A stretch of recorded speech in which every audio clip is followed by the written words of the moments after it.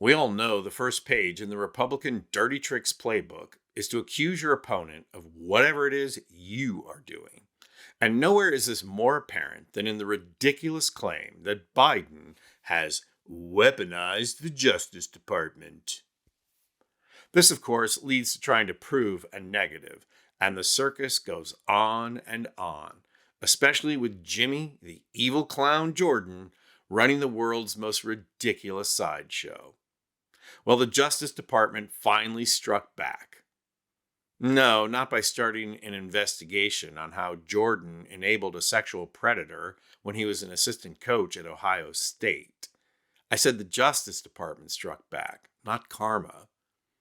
No, the Justice Department finally took a stand against the favorite conspiracy theory of right-wing news media and Republican leadership, that the DOJ was giving Manhattan DA Alvin Bragg his marching orders and directing the case against Trump. That would be the case where Trump was found guilty by unanimous verdict on 34 criminal counts. At this point, we should be congratulating any right-wing media outlet for not claiming that Merrick Garland sat on the jury. As far as a conspiracy theory goes, the accusation that the DOJ directed this prosecution, it's pretty lame. Seriously, even if they did, who cares? Trump was found guilty by a jury. End of story. But of course, like Benghazi, the story never ends for Republican artists like Jim Jordan. So the DOJ finally did what we've all been waiting for them to do: stomp on Jordan. Politico is reporting today that Carlos Uriarte, an assistant attorney general at Justice, sent a letter to House Judiciary Chair Jim Jordan late Monday night disclosing that the DOJ had conducted a search for any emails between any officials in DOJ leadership and Alvin Bragg's office about an investigation into or prosecution of former President Donald Trump, and found nothing. But the letter does not stop there. According to Politico, the letter criticized Republicans for continuing to raise conspiracy theories, which have percolated in conservative circles for months, calling them baseless and warning that they undermined the justice system. The letter states, accusations of wrongdoing made without, and in fact contrary to, evidence undermine confidence in the justice system and have contributed to increased threats of violence and attacks on career law enforcement officials and prosecutors. Translation: Dear Mr. Jordan, is it in any way possible for you to stop being such a tool? The smackdown doesn't end there. The Hill reports that the letter also states, the department does not generally make extensive efforts to rebut conspiratorial speculation, including to avoid the risk of lending it credibility. However, consistent with the Attorney General's commitment to transparency, the department has taken extraordinary steps to confirm what was already clear. There is no basis for these false claims.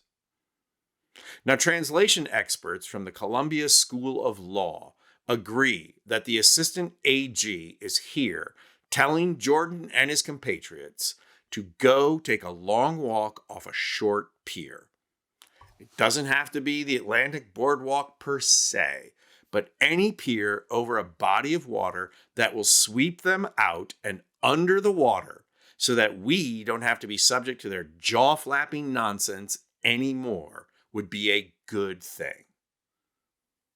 So Occupy Democrats would like to take this opportunity to thank the Columbia School of Law for its free legal translation service.